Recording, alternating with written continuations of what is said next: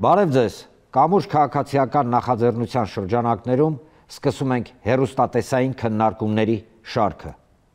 Պրես կենտրոն կամուրջ։ Բարև ձեզ։ Ներկայացնեմ մեր այսօրվա քննարկման մասնակիցներին։ Ստենֆորդի համալսարանի քաղաքագիտության դոկտոր, քաղաքագետ Արթուր Խաչիկյան։ Բարև ձեզ, պարոն Խաչիկյան։ Միջազգայնագետ Գրիգոր Բալասանյան։ Բարև ձեզ, պարոն Բալասանյան։ Եվ Հայաստանը ես եմ, նախաձեռնության ղեկավար Նայիրի Սարգսյան։ Բարև ձեզ, պարոն Սարգսյան։ Բարև ձեզ։ Շնորհակալություն, պարոնայք, որ ընդունեցիք կամուրջ նախաձեռնության շրջանակներում առաջին քննարկմանը մասնակցելու։ Եվ այստեղ շատ կարևոր է, որ այսօրվա մեր քննարկման ընթացքում մենք փորձենք միգուցե նոր ինչ-որ մի կամուրջ ձևավորել այն մարդկանց կամ հասարակության այն շերտերի միջև, որոնք այսօր ունեն խորը անհամաձայնություն։ Իսկ խորը անհամաձայնությունը հիմնականում այն հարցերի շուրջ է ձևավորվել, որը դուք բոլոր ձեր հարցազրույցներում, ձեր հանրային խոսքի մեջ մշտապես ընդգծում եք, մշտապես դրա մասին խոսում եք։ Մենք փորձենք այսօր ընդգրկել մաքսիմալ լայն շրջանակը հարցերի, բայց դրա հետ մեկտեղ եւս մեկ անգամ կրկնեմ։ Մեզ համար շատ կարևոր է նոր կամուրջների ձևավորումը։ Պարոն Խաչիկյան, թերևս սկսենք այն հարցով, որը բավականին ակտիվ քննարկվում է այս վերջին ժամանակահատվածում։ Տեսեք, շատ կարճ։ Ղարաբաղի հարցը էլ ընդգրկված չի լինի Հայաստանի Հանրապետության իշխանության օրակարգում։ Սա իշխանության սկզբունքային դիրքորոշումն է։ Խնդիրը ինչումն է, ես լսելով ձեր խոսքը մի շատ կարևոր դրվագ եմ բռնել, երբ որ ասացիք, ընդ որում ուղիղ ցիտում եմ ձեր խոսքը, մի այրեք կամուրջները։ Ինչով է այրվում կամուրջը եւ ինչ ռիսկեր ունի այս արտահայտությունը կամ այս քաղաքական գիծը, որ էլ Ղարաբաղի հարցը էլ իբրև թե ընդգրկված չի լինի Հայաստանի Հանրապետության իշխանության օրակարգում։ Խնդրեմ։ Զարմանալ պետք չի, իսկ ինչ մեզ կտա Ղարաբաղը մոռանալը, դա նույն բանը կտա, ինչ որ 15 թվից ցեղասպանությունը մոռանալը, այսինքն հաջորդ քայլը հաջորդ էթնիկ զտումը կարող է լինել օրինակ Սյունիքում, որտեղ հիմա կրակոցներ են սկսվել, արդեն մի քանի օր, 10 օրից շատ։ Այսինքն եթե մենք ընդունում ենք, որ մեզ կարելի է էթնիկ զտման ենթարկել եւ դուրս հանել մեր հայրենիքից, այսինքն դա կարող է շարունակվել։ Այդ մի բանը մեր այն մարդիկ, ովքեր ասում են ինչ էլ լինի, մենակ խաղաղություն լինի, առևտուր լինի, մի խանգարեք թող աշխատեն, նրանք չեն հասկանում, որ հաջորդը լինելու է իրանց տունը։ Շնորհակալություն, տեսեք,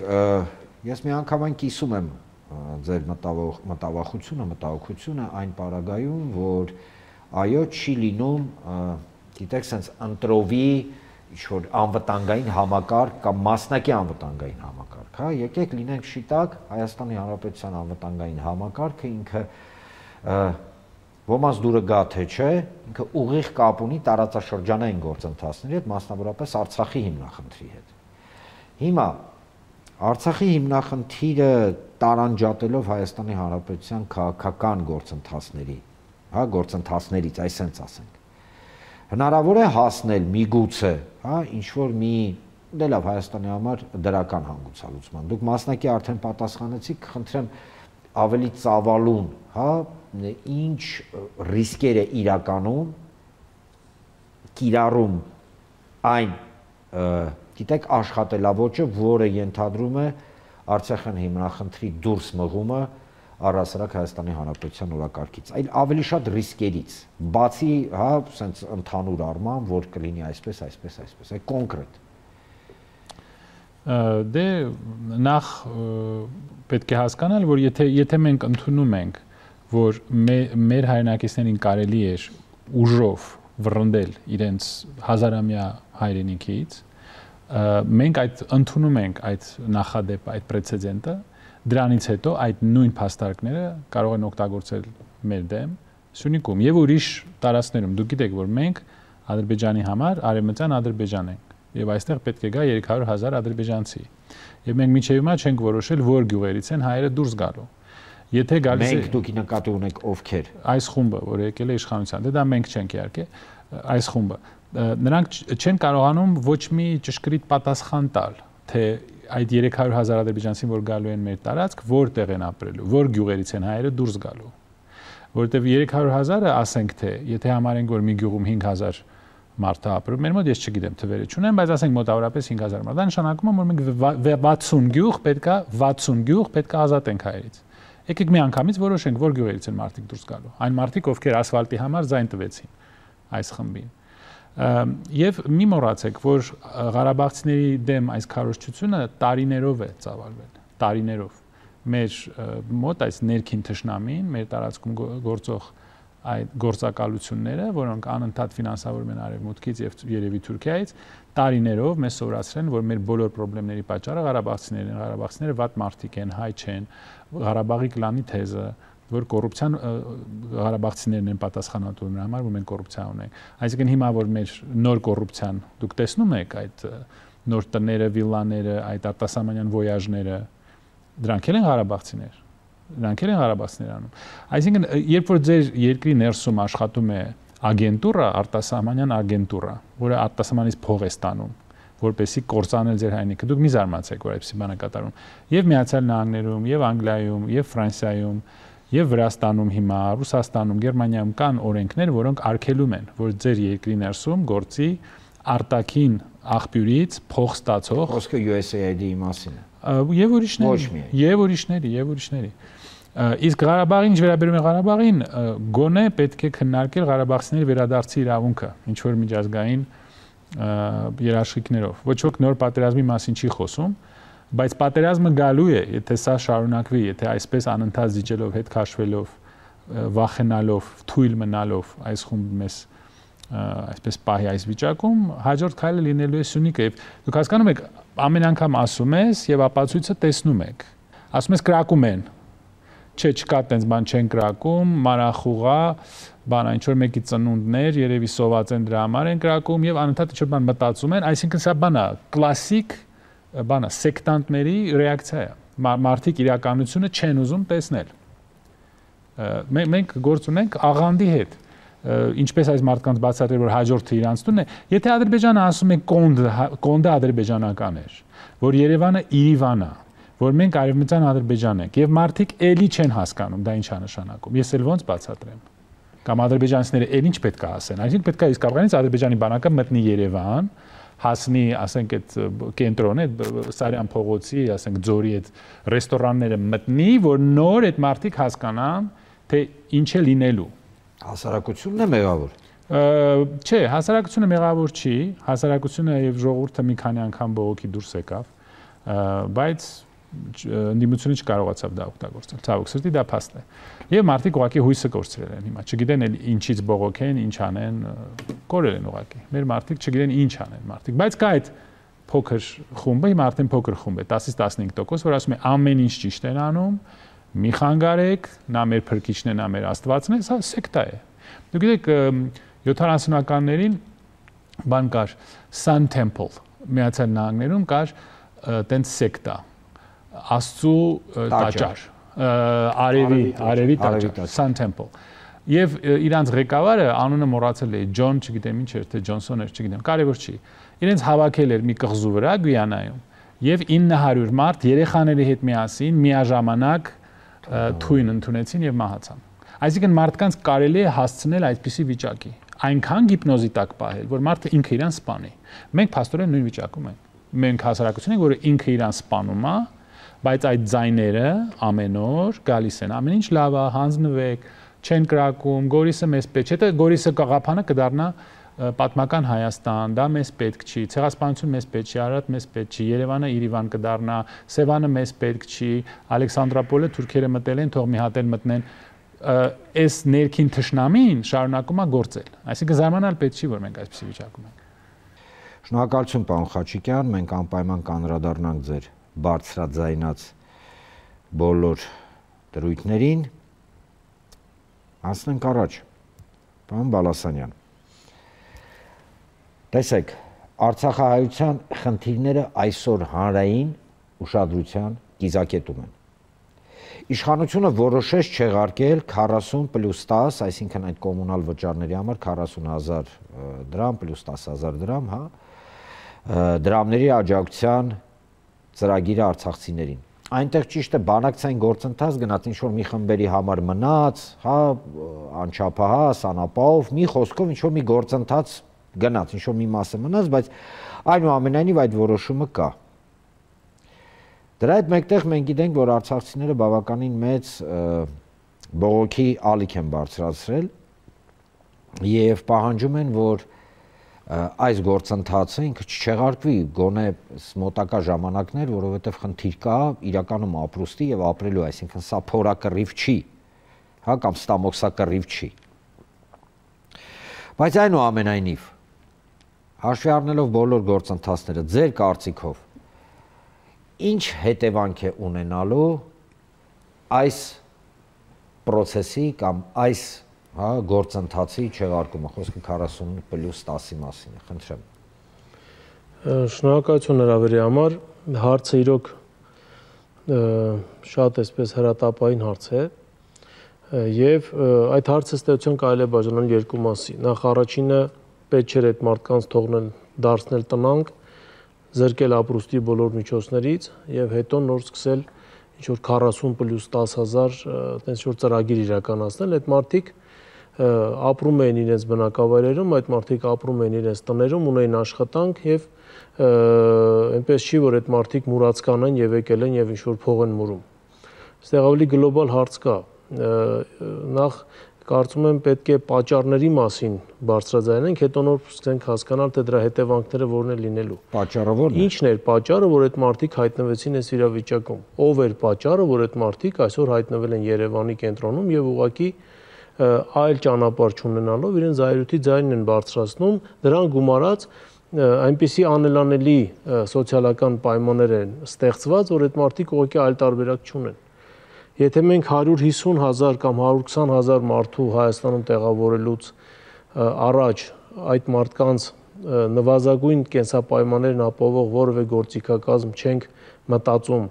որևէ նոր արտադրական հզորություններ, որևէ նոր բնակարանաշինության ծրագրեր չենք իրականացնում եւ հետո փորձում ենք հասնել հետևանքներ հետևից,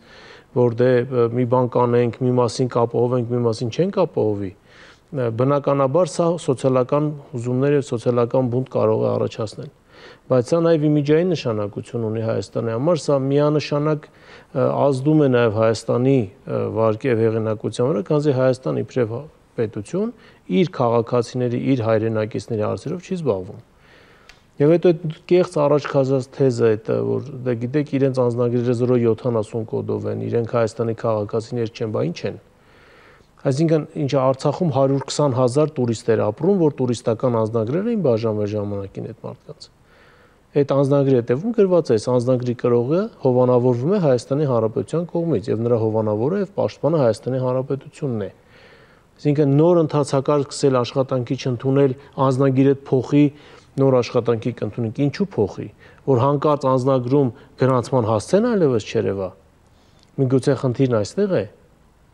որ չգրված չլինի Մարտունու շրջան, Մարտակերտի շրջան, Շուշիի շրջան, Ստեփանակերտ, Հադրութ եւ այլն, որ հետո այդ մարդիկ վերադառնալու տեղ չունենան, որևէ հիմնավորում չունենան վերադառնալու համար։ Սա խորը մտածված գլոբալ ծրագիր է եւ այստեղ ուղղակի սոցիալական բաղադրիչն են բերում առաջի պլան, որ մենք այդքան ձեր համար արեցինք, դուք էլի բողոքում եք, ինչ են արել։ Հայաստանում շատերը մոռացել են, որ Արցախահայության բռնի տեղահանությունից 6 ամիս առաջ փորձագետներից մեկը իշխանական այսպիսի մի թեզ առաջ քաշեց, որ երբ որ Արցախը բլոկադայի մեջ էր, ասեց Արցախահայության միակ փրկությունը Արցախից դուրս գալն է։ Ոչ մեկ դրան ուշադրություն չդարձրեց։ Ոչ ոք Հայաստանում այդ խոսքերին ուշադրություն չդարձրեց։ Իսկ որտեղից գիտեր այդ սույն փորձագետը, որ Արցախահայությունը դուրս է գալու Արցախից։ Այսինքն սա ինչ ծրագիր էր։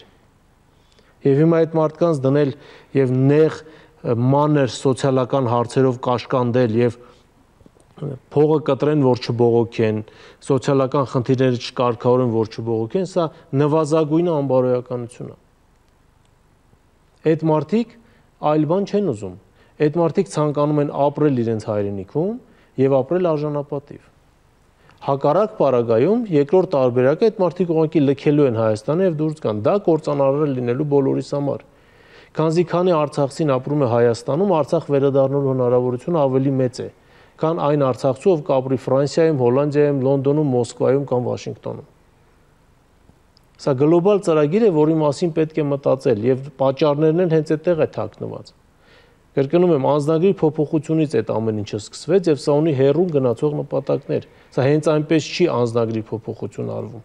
որպեսզի հետո այդ մարդիկ իրավական առումով էլ նաև դժվար կարողանան հիմնավորել միջազգային կառույցներին եւ այն պետություններին, ովքեր հանց կառնեն այդ գործընթացը, որ իրենք ապրել են եւ ունեցել են գրանցում, ունեցել են գույք, ունեցել են մասնավոր սեփականություն, որը պաշտպանության տակ է եղել եւ որի իրավունքը պիտի պաշտպանվի։ Տեսեք, հաճախակի ներկայացվում է արցախահայության պահանջները, հա, սենց ասենք, իմ խորին համոզմամբ արտաքին, ինչպես պարոն Խաչիկյանը ասաց, հա, ազդեցության ներքո, այսինքն տեղեկատվական արտաքին ազդեցության ներքո, միջալոց պարոնակ ձեզ մի բան ասեմ, որ հայկական ներքին քաղաքական եւ սոցիալական կյանքում սոցցանցերի օգնությամբ շատ ակտիվ աշխատում են թե ադրբեջանական, թե թուրքական, թե հատուկ ծառայությունները, թե իրենց դուք բոլորդ էլ տեղյակ եք, հա, նույնիսկ կարելի է աննշան մի հատ անցնել, հա, ցանկով մեկնաբանների եւ հասկանալ, որ օրինակ այս մեկնաբանը հայ չի կամ իր խոսքերը Google թարգմանիչով է արված, այսինքն աշխատանք է գնում։ Բայց այստեղ շատ կարևոր մի դրվագ, պարոն Բալասանյան, որի վրա կցանկանայի, որ ուշադրություն դարձնեիք։ Ակնհայտորեն փորձում են այրել տարբեր կապերը, ինչու ոչ կամուրջները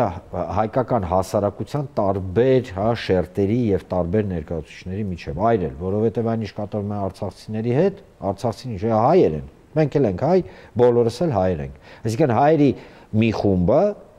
հա, ոնց որ հակադրվում է այլ խմբի, դեպքում արհեստականորեն։ Դե լավ, ինչպես դեմն առնենք։ Մենք արձանագրում ենք, պարոն Խաչիկյանն էլ արձանագրեց, դուք արձանագրեցիք, հասկանալի է, ոնց անենք, որ այդ կամուրջը չայրվի։ Տեսեք, այստեղ միայն արցախցիների խնդիրը չի։ Այսօր Շուրնուխի բնակչության մի մասը, ովքեր ստիպված դուրս եկան գյուղից, որտեղ չգիտես ինչպես առանց որևէ քարտեզի ուղղակի GPS-ով Շուրնուխը մի մասը հայտնվեց ադրբեջանական հսկողության տակ։ Այդ մարդկանց բնակարանային խնդիրն էլ մինչ օրս ստուգված չի։ Այսինքն ստեղծվում է խնդրեմ, այդ խնդրեմը հաղթահարել չեն կարողանում։ Այստեղ երկու տարբերակ կա, կամ չեն ուզում, կամ կոմպետենտ չեն։ Կամ չեն ուզում, կամ կոմպետենտ չեն։ Երկու պարագայում էլ քայլեր է պետք անել այս ամեն ինչը հաղթահարելու համար։ Իսկ դրա համար ամենից առաջի խնդիրը վերականգնել արցախայության, Արցախ վերադառնալու իրավունքը։ Առնվազն երկու ուղղությամբ՝ Մինսկի խմբի համանախագահության ինստիտուտի չվերացում, ինչը այդքան շահագրգռված է Ադրբեջանը, բայց անընդհատ ուզում է Հայաստանն էլ դրան մասնակից դառնա, որ հետո ասի դե հայերն են ուզել, մենք տեղ ոչ մի բան չունենք, եւ նոյեմբերի 9-ի արձանագրության վերադարձ, որտեղ նոյեմբերի 9-ով հստակ նշված էր Արցախայության, Արցախ վերադառնալու իրավունքը, ավելին Ադրբեջանը այսպես կոչված հաղթելով 44 օրյա պատերազմ ստորագրեց մի փաստաթղթի տակ, որը վտորեց, որ Արցախի իր հսկողության տակ չի, ավելին Ադրբեջանը պարտավորվեց տալ միջանցք Արցախի եւ Մայր Հայաստանի միջև անխափան կապն ապահովելու համար։ Եվ եթե որ այսօր ասում են, որ Արցախի հարցը դուրս է հայ-ադրբեջանական հարաբերությունների օրակարգից, սա նվազագույնը տարօրինակ է։ Քանզի Արցախի փոխարեն Հայաստանը դրել է ստորագրություն մի փաստաթղթի տակ, հետո ասում են դա ինձ չի վերաբերում։ Իսկ Հայաստանի ստորագրությունը այնտեղ պիտի լիներ նվազագույնը Արցախի ստորագրության հետ միասին, այլ ոչ թե միայն Հայաստանի ստորագրությունը։ Քանի որ մենք այդ մարդկանց համար, մենք այդ մարդկանց փոխարեն որոշում ենք կայացրել, մենք նաև պարտավոր ենք այդ մարդկանց ապահովել ամեն ինչով նրանք որ այս պահին անհրաժեշտություն ունեն։ Հասկանալի է, պարոն Բալասանյան, շնորհակալություն սպառիչ պատասխանի համար, պարոն Խաչիկյան, պարոն Բալասանյան, մենք անպայման հաղորդման երկրորդ մասում կփորձենք քննարկել եւ ի վերջո բացի արձանագրումներից, արդարացի ես ընդգծում եմ արձանագրումներից, նաև կիրառական առումով հասկանանք, թե ինչպես կարելի է ուղիղ ասած, հա դեմն առնել այն գործընթացների, որոնք տեղի են ունենում, գոնե մասնակի։ Պարոն Սարգսյան, եւս բարև ձեզ։ Բարև ձեզ։ Վերադառնանք Հայաստան, բացի արտաքին, բացի արցախյան հիմնախնդրից, բացի արցախցիների խնդրից, բավականին մեծ, ես կասեի շատ մեծ աղմուկ է բարձրացրել վերջին մի քանի ամսվա ընթացքում իշխանության կողմից փոքր ինչ անհասկանալի, բայց այնուամենայնիվ հարկային եւ բյուջետահարկային, ասեն ժպիտով եմ ասում, որտեղ իրականում դա այդպես է, տերորը ես այլ խոսք չեմ կարող գտնել Հայաստանի Հանրապետության բնակիչների հանդեպ, մասնավորապես։ Տեսեք, իշխանությունը օրեցօր ավելացնում է հարկային բեռը, սա փաստ է։ Դրա հետ մեկտեղ բավականին մեծ աղմուկ է բարձրացվել այսպես կոչված հայտարարագրերի շուրջ։ Պարոն Սարգսյան, ուղիղ հարց, ինչի համար է սա արվում եւ ի վերջո լրացնել թե չլրացնել հայտարարագիրը, ենթարկվել թե չենթարկվել, ես չեմ ուզում սա լոկ որպես կոչ հնչի, հա, սա կոչ չի ոչ մի պարագայում, օրենքը մենք բոլորս էլ պարտավոր ենք հարգենք օրենքը, բայց այստեղ խնդիրը ես ոնց տեսնում եմ մի քիչ օրենքից էլ է դուրս, հա, թե ես սխալվում եմ։ Ես չեմ խուսափում կոչ հնչեցնելուց, իհարկե, որովհետև այն ինչը որ վնասելու է ունենալու է աղետալի հետևանքներ, դրա վերաբերյալ պետք է զգուշացնել, այսինքն բացասական հետևանքների մասին շատ պարզ խոսել, եւ հետո հետևանքները ներկայացնելուց հետո օբյեկտիվ հարց է հնչում լսարանի կողմից, եւ մարդիկ հարցում են, ասում են ինչ անենք, ասում են մի լրացրեք։ Մեր խորհուրդը մի լրացրեք։ Հա, ես կոչը լրացնելու մասով չէի ասում, ես առհասարակ եմ ասում, որովհետև այո, այդ լրացնելու ներողություն, որ ընդհատեցի, գործընթացը ինքը մեղմ ասած շատ կասկածելի է, շատ անչափ կասկածելի է։ Մենք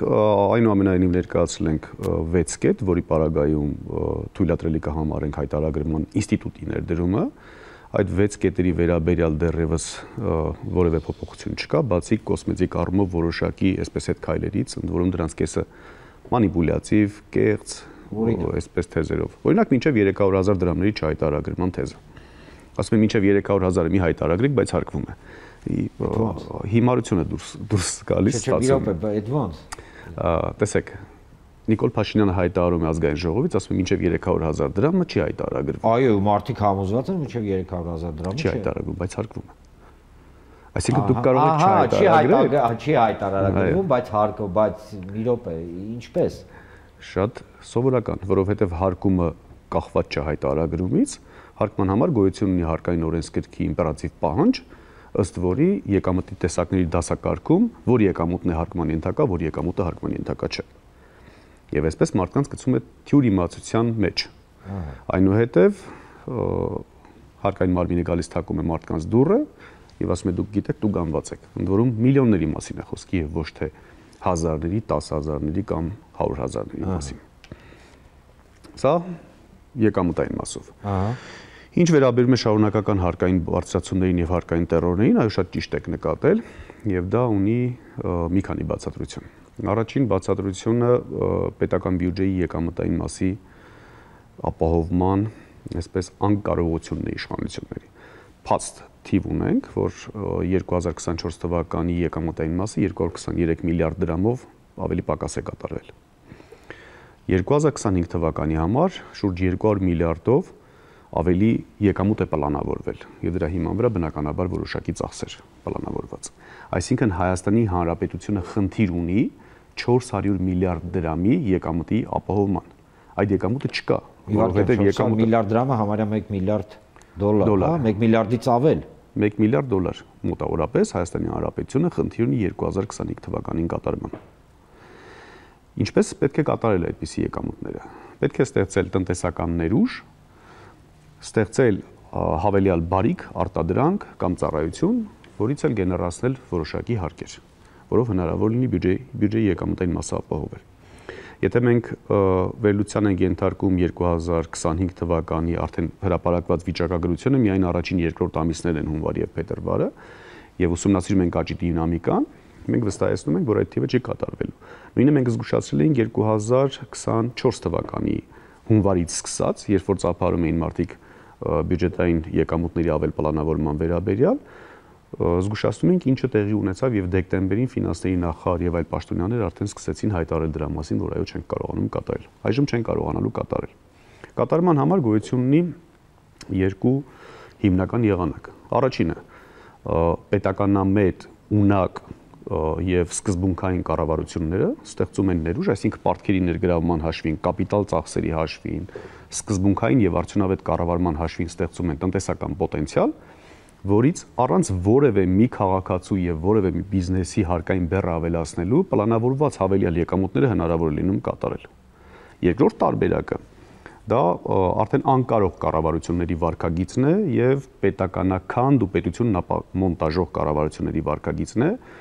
բարձրացնում են հարկային դրույքաչափերը եւ ընդլայնում են հարկային բազաները։ Ինչպես է դա տեղի ունենում։ Օրինակ 2018 թվականին, երբ որ սրանք եկան իշխանության, հայտարարում էին, ասում էին դե շահութարկը 20%-ից դարձնում ենք 18%։ Պրոպագանդվում էր միայն այս հատվածը։ Որևէ մեկը չէր խոսում իշխանության ներկայացուցիչներից զուգահեռ 5% դիվիդենդի համար վճարվող հարկի մասին, որը ըստ էության շահութարկի նույն հարկատեսակի տարբերակն է, ուղղակի այլ անվանման։ Այսինքն գումարային առումով դուրս է գալիս, հարկային բեռը դառնում է ոչ թե 18%, այլ 20-ից դառնում է 23%։ Այսինքն ավելացավ։ Այսինքն 3%-ով ավելացվեց շահութարկը։ Հաջորդը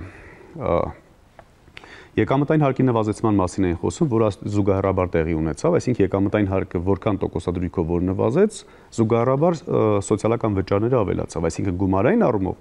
ֆիզիկական անձի վրա, Հայաստանի Հանրապետության քաղաքացու վրա նույն 25% բեռը մնաց հարկային։ Ակցիզային հարկը ավելացավ, տարիներ շարունակ անդադ ավելացավ, ոգելից խմիչքների վրա, ծխախոտի վրա, այսինքն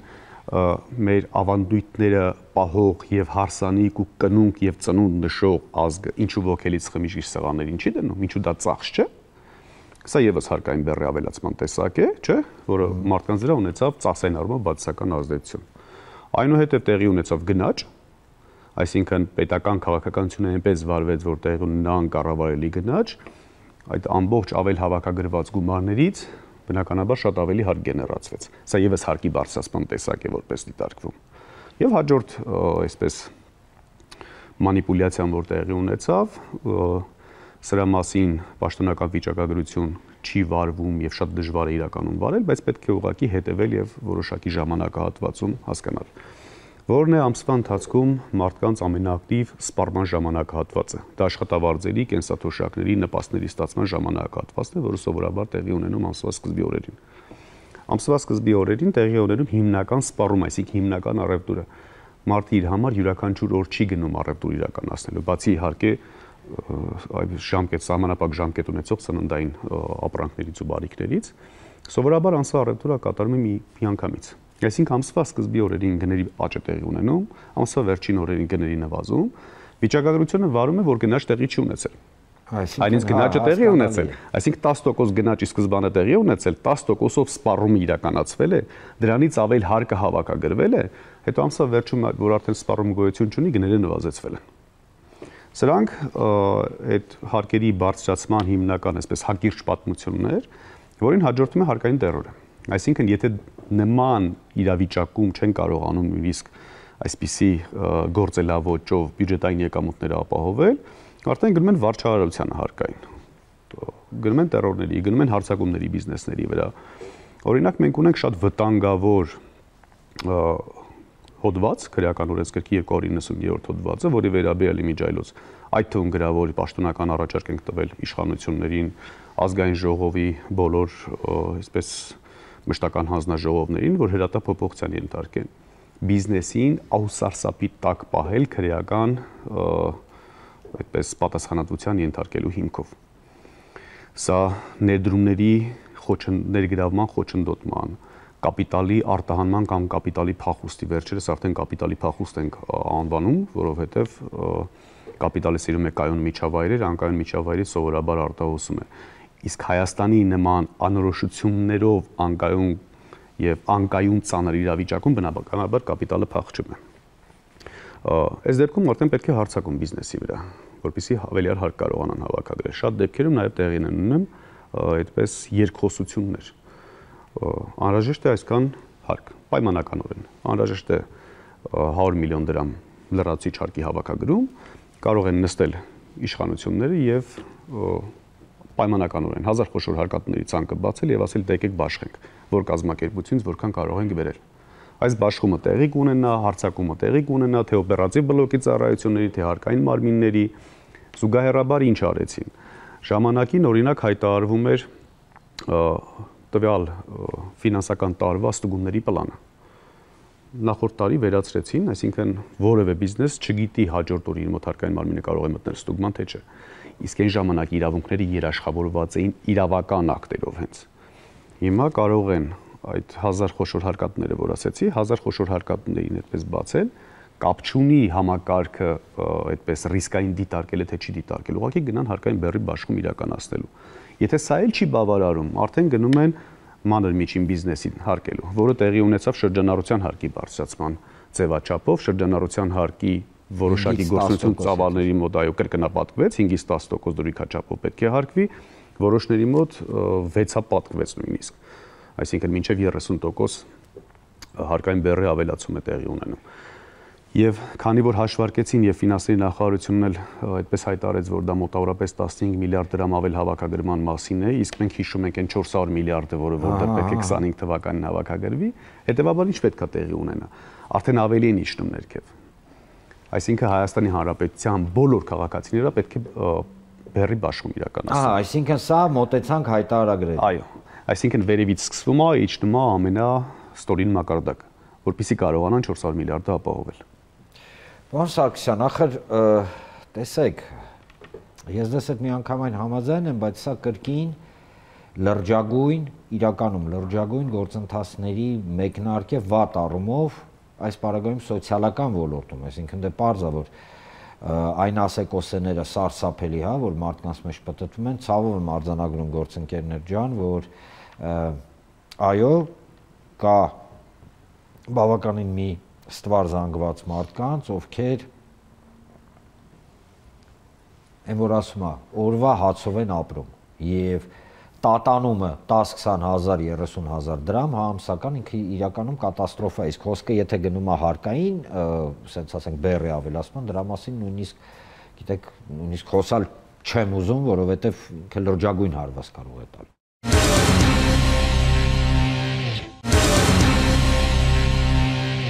Վերադառնալով մեր ընդհանուր առմամբ այսօրվա մեր քննարկմանը, տեսեք, մենք ֆիքսում ենք հետևյալը, հարգելի գործընկերներ, որ Արցախի հարցի դուրս մղումը հայկական օրակարգից գեներացնում է ռիսկեր, ճիշտ եմ հասկանում, պարոն Խաչիկյան։ Այո, իհարկե։ Դա ռիսկային է, որ այդ նույն սցենարը կկրկնվի Հայաստանի ուրիշ շրջաններում։ Եվ եթե թույլ տաք, երբ այո, խնդրեմ, գործընկերոջս հարց ունեի տալու։ Խնդրեմ։ Շատ կարևոր հարց։ Այն մարդիկ, ովքեր Հայաստանից դուրս, գիտեք, որ դուք ավելի լավ կիմանաք, տնտեսագետ եք, ուրիշ երկրներում են աշխատում, հա, այդ միջոցները, եւ այնտեղ արդեն հարկ մուծում են։ Ռուսաստանից որքան հասկանում եմ միլիարդներով տրանսֆերներ են գալիս Հայաստան,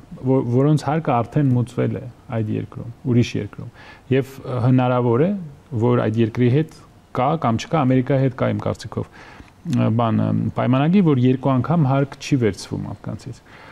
Այդ դեպքում ինչ է լինելու։ Այսինքն, եթե դուք արդեն մուծել եք ձեր հարկերը Ռուսաստանում կամ ինչ-որ երկրում, որի հետ պայմանագիր ունի Հայաստանը, երկու անգամ չհարկվել։ Այդ գումարները նույնպես պետք է հայտարարվեն եւ այստեղ հարկ է մուծվելու։ Երկրորդ անգամ 2 եւ 3 հնարավոր զարգացման սցենար կա։ Այո, Ռուսաստանի հետ ունենք կրկնակի հարկում բացառել վերաբերյալ համաձայնագիր, բայց կան շատ երկրներ, որոնց հետ չունենք այդ համաձայնագրերից։ Նման պարագայում Ռուսաստանում վճարված հարկը արդեն պետք է Հայաստանում չվճարվի։ Սա իրավական, հիպոթետիկ առումով։ Հիմա եթե անդրադառնում ենք դրա արդեն պրակտիկ հատվածին, ինչպես է դա տեղի ունենում, պետք է Ռուսաստանում արտագնա աշխատանքի անցած Հայաստանի Հանրապետության քաղաքացին դիմի Ռուսաստանի հարկային մարմիններին, ինքը անձամբ գնա դիմի եւ ստանա ռեզիդենցիան ընդեղի եւ հարկերի վճարման վերաբերյալ տեղեկանք, գա Հայաստանի Հանրապետության իր տարածաշրջանային հարկային մարմին դիմի եւ ներկայացնի որքան հարկ է վճարել, Հայաստանի Հանրապետությունը վերահաշվարկ իրականացնի եւ Ռուսաստանում վճարած հարկերը նվազեցնի։ Սա տեխնիկապես ուղղակի անհնար է, որովհետեւ սվաղ իրականացնող մեր հայրենակիցը կամ վարորդ աշխատող մեր հայրենակիցը նույնիսկ չգիտի հարկային մարմից ինչ տեղեկանք ուզի։ Անվանումը չի կարող ինքը ասել ինչ տեղեկանք պետք է ուզի։ Ես ներողություն, որ ընդհատում եմ, մի բան էլ ավելացնեմ պարոն Խաչիկյանի հարցին, որ ավելի համապարփակ լինի։ X քաղաքացին աշխատել է Ռուսաստանի Դաշնությունում, աշխատել է գումար, ենթադրենք վրայից հարկ է մուծել, գումար ուղարկել է Երևան իր տիկնոջը կամ մայրիկին, հիմա տիկինը եւ մայրիկը պետք է մուծեն այդ հարկը։ Այո։ Այո։ Այո։ Այսինքն ո՞նց այո։ Մի րոպե։ Տեսեք։ Հիմա առաջին դեպքը նկարագրում ենք, որ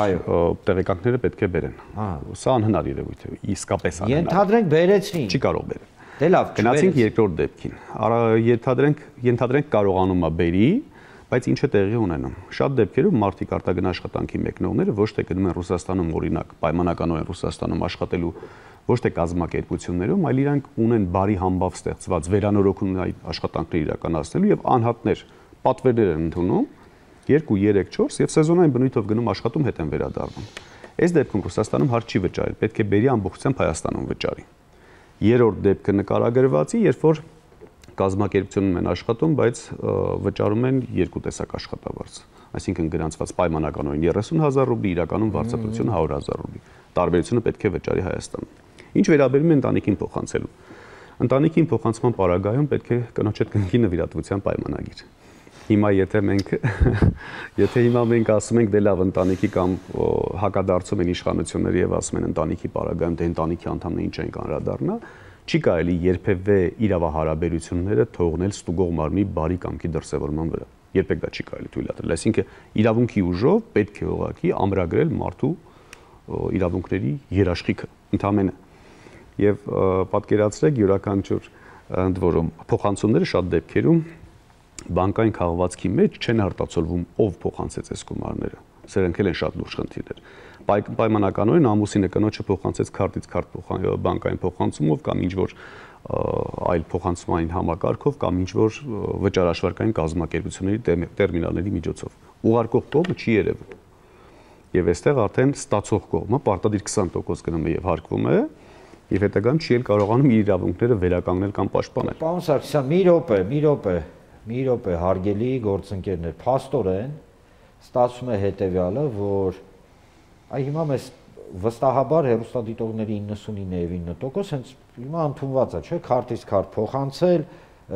ամուսինը տիկնոջը, հայրը որդուն, մայրը դուստրին եւ այլն, ընկերներով միտեն, չգիտեմ, նստել են հաշիվ են փակել, իմացել են ընկերոջ քարտի համարը, ասում են դե լավ, բեռը իր վրա չէ, այդ գումարները հարկվելու է։ Այո։ Իսկ աշխարհում այսպիսի պրեցեդենտ կա, որ ընտանիքի անդամները միմյանց փող ուղարկեն եւ հարկ վերցնեն։ Աշխարհում ընդհանրապես այսպիսի ձևաչափով եկամուտների հայտարարում աշխարհում գոյություն չունի։ Նույնիսկ իրենց գովերքած Ամերիկայի Միացյալ Նահանգների եւ Արևմտյան Եվրոպայի երկրներում գոյություն չունեն, որոնք իհարկե մեր հետ անհամադրելի երկրներ են։ Միացյալ Նահանգներում 30 տարի է հարկեր է մուծում, այսպիսի բան չկա։ Դուք աշխատավարձ եք ստանում, աշխատավարձից ասենք 25%-ը դուք վճարում եք, մնացածը գալիս է ձեր բանկի հաշիվ։ Ոչ ոք չի հարցնում, դուք բանկում ինչքան փող ունեք, ձեր տատիկին Վալերիանկայի փող եք ուղարկել թե չէ, ոչ ոք չի հարցնում։ Դուք ձեր մենակ եկամուտի, ասենք աշխատավարձի, եթե ինչ-որ ներդրումներ ունեք, հա, ձեր ասած ակցիաները, հա, բորսայից, դրա վրա կայ որոշ տոկոս մուծում եք, եթե գույք ունեք, կարծեմ այո, գույքը մուծում եք, իպոթեկային կարծեմ չեք մուծում։ Դե արդեն պետք է նայեք, բայց դա եկամուտն է։ Ոչ ոք չի հարցնում ձեզ ձեր ընտանիքի անդամների միջև ինչ փոխանցումներ են եղել, ոչ ոք չի հարցնում բանկում ինչ տրանսֆերներ են եղել։ Դա բացարձակ չի կարելի պատկերացնել։ Նույն Ամերիկայի պարագայում արդյոք այդպես չի, որ ձեր վճարած հարկերը նույնիսկ կարող են նվազեցվել կամ որոշակի չափով փոխհատուցվել, որոշակի ծախսերի պարագայում։ Իսկ Հայաստանում այդպիսի բան գոյություն չունի։ Ամեն տարի ասում է, ուրեմն հայտարարագիրը կներկայացրեք, որ սենց այս շաբաթ, չգիտեմ ինչքան մարդ է հայտարարագիր, հա, ինչ-որ թիվ ավելի չգիտեմ, եւ այսքան գումար պետությունը հետ տվել, գիտեք, իրականում այն տեղեկությունը, որը մենք հիմա այս տաղավարում խոսում ենք, ինքը կարևորագույն նշանակություն ունի, որովհետև այո, համաձայնվելով թե ձեզ հետ, թե պարոն Խաչիկյանի հետ, պետք է փաստենք հետեւյալը, որ այն գործընթացը, որ այսօր մենք տեսնում ենք, ընդ որում բոլոր, առումներով սոցիալական, տնտեսական, քաղաքական, ինքը ցավով եմ արձանագրում, չունի առողջ, ֆունդամենտ, լավ, առողջ հիմք։ Ինչ-որ մի գործընթաց է, որը իրականում ջրբաժաններ է ավելացնում, որը իրականում մարդկանց այնպիսի սոցիալական իրավիճակի մեջ է դնում, որ ուղղակի դժվար է, պատկերացնել, թե ինչպես պետք է մարդ ապրի այս պայմաններում։ Ես ձեր թույլատրությամբ պարոն Բալասանյանին դիմեմ։ Չեմ թաքցնի, պարոն Բալասանյանի հետ ես քննարկել եմ մի հարց, դե լավ, այսպես ձևակերպեմ, որը ուղիղ առնչություն ունի սոցիալական եւ տնտեսական բլոկի հետ։ Որքան էլ մենք փորձենք տարանջատել սոցիալական բլոկը քաղաքական բլոկից, չի ստացվի։ Պարոն Բալասանյան, տեսեք, պարոն Սարգսյանը ասում է, որ եւ ես միանգամայն կիսում եմ այս կարծիքը, որ այն քաղաքականությունը, ֆիսկալ քաղաքականությունը, որը գոյություն ունի այսօր Հայաստանում, ինքը բերում է հասարակ մարդկանց համար բացի գլխացավանքից կյանքի որակի վատ տարածում։ Ճիշտ եմ հասկանում, պարոն Սարգսյան։ Այո։ Պարոն Խաչիկյան, երկար տարիներ ապրել եք, սովորել եք Միացյալ Նահանգներում, որ չլինի, անդե, չգիտեմ, բարեկամն է զանգի ասե, կամ չգիտեմ ինչ-որ մեկը, դուք հարկ վճարող մարդ եք, սենց իրավիճակի հետ հանդիպել եք։ Երբեք։ Որևէ երկրում, ես Ֆրանսիայում եմ ժամանակին աշխատել եւ հարկ վճարել, այսպիսի բան չկա ոչ Ֆրանսիայում, ոչ Միացյալ Նահանգներում, եւ սա ոչ թե պարոն Աբովյան ինչ որ մակարդակի իջեցում է, սա կոլապսի է բերելու տնտեսական։ Իհարկե պարոն Սարգսյանը ավելի մասնագիտորեն կարող է սա բացատրել, բայց իմ կարծիքով մարդիկ սկսեն կանխիկ օգտագործել, այսինքն black market, այդ սև շրջանառության մեջ։ Չէ՞ կարծում պարոն Սարգսյան, երևի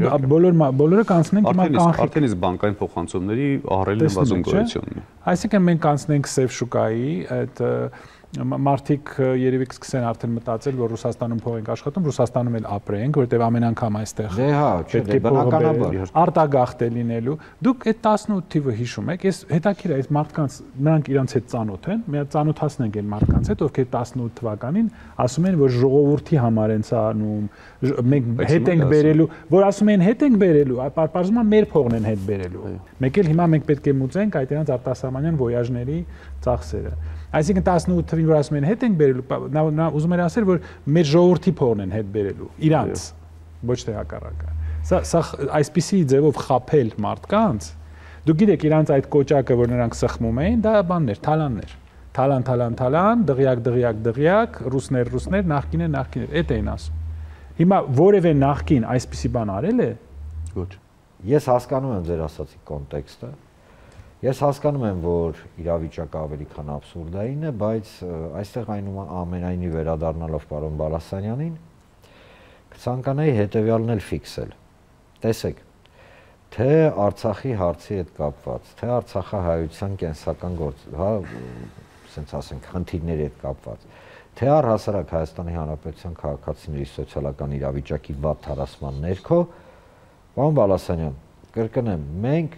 միասին քննարկում էինք ձեզ հետ ԵԱՏՄ այս գործընթացը։ Եվ այստեղ տրամաբանական գալիս է ԵԱՏՄ-ի հետ կապված հարց։ Այսօր հաշվի առնելով այս ամենը, ինչ մենք ասեցինք, ինչի մասին մենք խոսում ենք, մեզ փորձում են համոզել, որ մենք չպետք է խուսափենք ռիսկային քայլերից եւ օրինակ դեպի ԵՄ ինչ-որ մի սենց տեսլական ունենանք։ Ես բնավ ոչ մի ինչ-որ վատ բան չունեմ դեպի ԵՄ, Եվրոպա, իսեր ասո։ Բայց այստեղ բացարձակ տնտեսական, բլոկը, քաղաքագետի միջազգայնագետի տեսանկյունից։ Այս ամենը այս կամ այն առումով նաև մեր ԵԱՏՄ-ում ներկայությանն է վերաբերվում։ Հիմա, եթե ինչ-ինչ պատճառներով մենք ԵԱՏՄ-ի հետ վատացեցինք մեր հարաբերությունները, ձեր կարծիքով ինչ կարող է պատահել։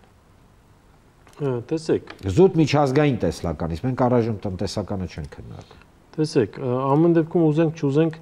Ինչպես տնտեսականն է քաղաքականի կողքով զուգահեռ քայլում,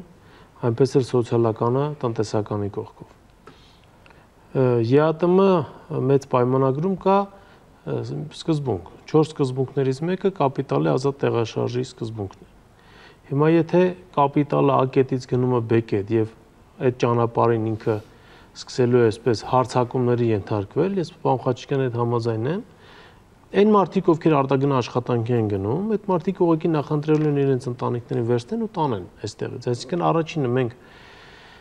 կամա թե ակամա արտագաղթին ենք նպաստելու, երկրորդը տրանսֆերների գումարը որիչով հիմա կարծեմ 3 միլիարդ է դարձել այս պահին Ռուսաստանից Հայաստան տրանսֆերները, որ ուղարկվում է մեր հայրենակիցների կողմից, կամ 2 ինչքան դոլար։ Այո։ Այս պարագայում դա իջնելու է, այսինքն բնականաբար իջնելու է նաև ֆինանսական առումով, նաև սա ազդելու է երկու հարաբերությունների վրա։ Նաև ընդհանուր ցուցանիշների վրա է սա ազդելու, որ հետո ցույց տանք, ասենք տեսեք, այլ արդեն ԵԱՏՄ-ում էլ են գումարները չի, որի համար մենք պետք է ստիպված մնանք ԵԱՏՄ-ում։ Այդ տեսեք, այդ գումարներն իջել է, շեշտակի իջել է, սա վկայում է այն մասին, որ այլևս տրանսֆեր չի գալիս, որ բնակչության այլևս հույսեր չի կապում ԵԱՏՄ-հետ եւ այլն եւ այլն։ Սա լուրջ պլանավորած գործընթաց է, որ թվում է թե կապ ունի Հայաստանի ներքին օրենսդրական իրավիճակի հետ, բայց սա ունի բավականին լուրջ հեռու գնացող հետևանքներ։ Հիմա ԵԱՏՄ-ԵՄ այն մարդիկ, ովքեր իրենց ընտանիքները վերցնելու են եւ գնան, իրենք Բրյուսել չեն գնալու աշխատելու։ Սվաղ անող, շինարարություն անող, սալահատակ խփող մեր քաղաքացիները, մեր հայրենակիցները չեն գնալու Բրյուգեում սալահատակ խփեն, չեն գնալու Փարիզում այդ հայերեն ասած բրյուշատկա խփեն, էլ իրանք գնալու են խփեն այդ ամեն ինչը Ռուսաստանում։ Հետևաբար այն, որ դե մեր Եվրոմիության գործընթացը չի հակասում ԵԱՏՄ-ին, ուղիղ կերպով է հակասում։ Ավելին ես ասեմ, Հայաստանում գրեթե չի բարձրաձայնվում այդ շատ կարևոր հարց։ ԵԱՏՄ-ն ինքը տնտեսական կառույց է, ԵՄ-ն ինքը քաղաքական կառույց է։ Հայաստանի քրեական օրենսգրքի, եթե չեմ սխալվում, 491 կամ 92-րդ հոդվածը հստակ ասում է, անգամ հայտարարություն, նախաձեռնություն, որ կարող է սպառնալ Հայաստանի սուվերենությանը, դա քրեորեն պատժելի արարք է։ Այդ նախաձեռնության հեղինակների նկատմամբ այդ հոդվածը գործում է, թե չի գործում։ Եվրոպական միությունում քո փոխարեն են որոշում կայացնում։ Մի հարց եթե կարելի է, իսկ աշխատանքի իրավունք նրանք կունենան Ռուսաստանում, եթե մենք դուրս գանք ԵԱՏՄ-ից։ Իհարկե ոչ։ Այսինքն կունենան շատ դժվար պատենտների հանելու բանի, որը որ տևելու է շատ երկար։ Ավելին, շուտով հունիսի 30-ին Ռուսաստանը մտցում է նոր սահմանափակում։ Այդ RUID հայտնի համակարգը, որ գնալուց առաջ մենք պետք է ասենք, մենք գնում ենք, ստանանք կոդը համապատասխան, նոր հետո կարողանանք մուտք գործել։ Հունիսի 30-ից։ Հունիսի 30-ից, այո։ Մեր քաղաքացիները, ովքեր ես վիրավորելու համար չեմ ասում, գրագիտության, էլեկտրոնային համակարգերից օգտվելու տարբեր դժվարություններ ունեն, այդ մարդիկ կանգնելու են շատ դուրջ վտանգի առաջ։ Ռուսաստան մուտք գործելու, որտեղ այնտեղ է իրանց հանապազորյա հարցը, այսինքն եթե տեսեք, եթե ավարտեմ այսպես զուգահեռներ եմ ուզում անցկացնել, պարոն Աբովյան,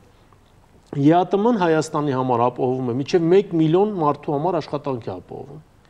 600,000 մարդ միջև արտագնա աշխատանքով գնում է այնտեղ աշխատում է եւ իր ընտանիքը պահում է, եւս 300-ից 400,000 մարդ գյուղ ոլորտում, գյուղ վերամշակող արդյունաբերություն, այգիներ եւ այլն, աշխատում է իր արտադրանքը իրացնում է ԵԱՏՄ շուկայում եւ դրանով իր հանապազորյա հացն է վաստակում։ Եվրոպական միությունը Հայաստանի 1 միլիոն քաղաքացու համար ապահովելու է աշխատանք։ Ես շատ խիստ կասկածում եմ։ Իրենք անգամ իրենց քաղաքացիների համար այսօր խնդրեմ ունեն այնտեղ աշխատանքով ապահովելու։ Շնորհակալություն, պարոն Այք, ժամանակը սննդալից անցավ, իրականում այն խնդիրները, որոնք մենք բարձրաձայնեցինք, իրենք շատ կարևոր էին, միգուցե առաջին հայացքից թվար թե իրենք կապ չունեն, բայց հավատացում եմ կապ ունեն, որովհետև եթե արցախցիների 40+10, այս գործընթացը չլինի, մարդիկ գնալու են, ապա մենք ունենանք խնդիր։ Եթե մենք հասկանում ենք, որ Արցախի հարցը ընդգրկված չի լինի կամ ընդգրկված չի Հայաստանի արտաքին քաղաքականության մեջ, ապա միանշանակ համաձայն եմ պարոն Խաչիկյան, վաղ կարող է Հայաստանի հարցն էլ ընդգրկված չլինի, ոչ մի բանի մեջ։ Եվ պարոն Սարգսյան, միանգամայն համաձայն եմ ձեզ հետ, որ ժողովրդական լեզվով ասած, հնարավոր չի պետությունը պահել հասարակ մարդու, կաշին քերթելով, ներողություն, միգուցե կոպիտ է հնչում, բայց դա այդպես է։ Հնարավոր չի, ուղղակի հնարավոր չի, տեխնիկապես հնարավոր չի։ Կամուրջ հասարակական նախաձեռնության հիմնական նպատակը, պարոն Այկ, դա ոչ միայն լոկ խնդիրների արձանագրումն է, այլ նաև ելքերի եւ կամուրջների ինչ ոչ ձևավորումը, այդ իսկ պատճառով միանգամից ձեզանից խոստում եմ գործում, որ մենք կհանդիպենք եւս մեկ անգամ, 2-3, որքան կարևոր է, եւ կփորձենք անպայման մատնանշել ելքերը եւ ինչու ոչ կառուցել կամուրջները, թեպետ այսօր մի փուճուրի կամուրջ այնուամենայնիվ կառուցվեց։ Հիշեք, անդունդը եւ ջրբաժանը հաղթահարելու համար կա միայն մեկ տարբերակ։ Դա կամուրջ կառուցելն է։ Շնորհակալություն, եթերում պրես կենտրոնն էր, ես Արման Աբովյանը եւ այսօր մեր հյուրերն էին Ստենֆորդի համալսարանի քաղաքագիտության դոկտոր Արտուր Խաչիկյանը, միջազգայնագետ Գրիգոր Բալասանյանը եւ Հայաստանը ես եմ նախաձեռնության ղեկավար Նաիրի Սարգսյանը։ Կհանդիպենք հաջորդ անգամ։